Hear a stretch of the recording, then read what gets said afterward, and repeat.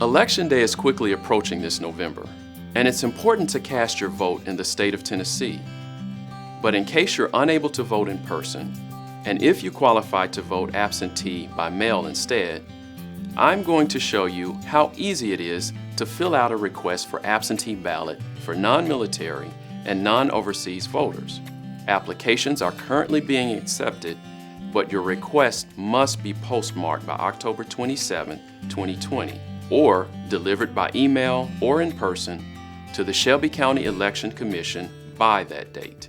Begin by filling in the personal information found at the top of the application. Where indicated, fill in your full name, phone number, day, month, and year of birth, entire 9-digit Social Security number, and your Shelby County street address. Be sure to also include your apartment number if applicable. There is also a box for you to check if this is a new address from what is already on your voter registration file.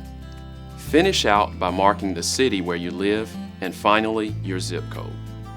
You must indicate a legal reason for voting absentee, so in the box with the numbers 1, 2, and 3, check whichever applies. If you will be outside of Shelby County during all hours of early voting, which occurs from October 14th through October 29th, 2020, as well as on Election Day on November 3rd, check box 1.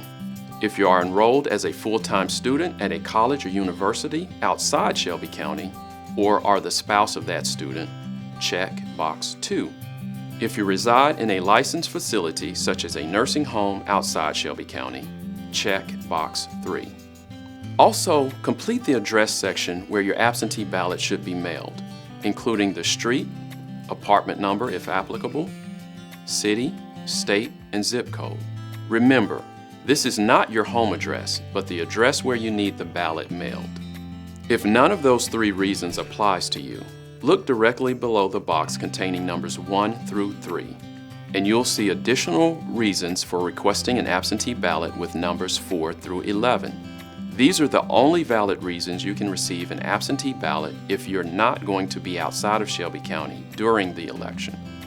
You may request an absentee ballot if you are 60 years of age or older, a voter with a disability and your polling place is inaccessible, hospitalized, ill, or physically disabled and unable to appear at your polling place. This includes anyone who has underlying medical or health conditions that might render them more susceptible to contracting COVID-19. A caretaker of any hospitalized, ill, or physically disabled person. This includes caretakers for anyone who has underlying medical or health conditions that might render them more susceptible to contracting COVID-19. A candidate in this election, an election official, or an employee of the Election Commission, on jury duty in a state or federal court, observing a religious holiday that prevents you from voting early or on Election Day, a person with a commercial driver's license or CDL, or their spouse, or a person possessing a CDL or a Transportation Worker Identification Credential, or TWIC, or will be out of the county during early voting and Election Day and have no specific out-of-county or out-of-state address to receive mail at this time. Place a check mark next to the one that applies to you.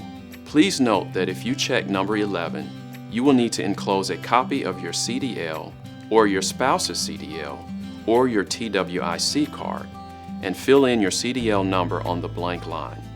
To complete the application to vote absentee by mail, you must sign on the voter signature line next to the X. This declares that you swear or affirm under the penalty of perjury that all information on this form is true and accurate. Add the current date next to the signature line. Please note that a digital signature is not accepted.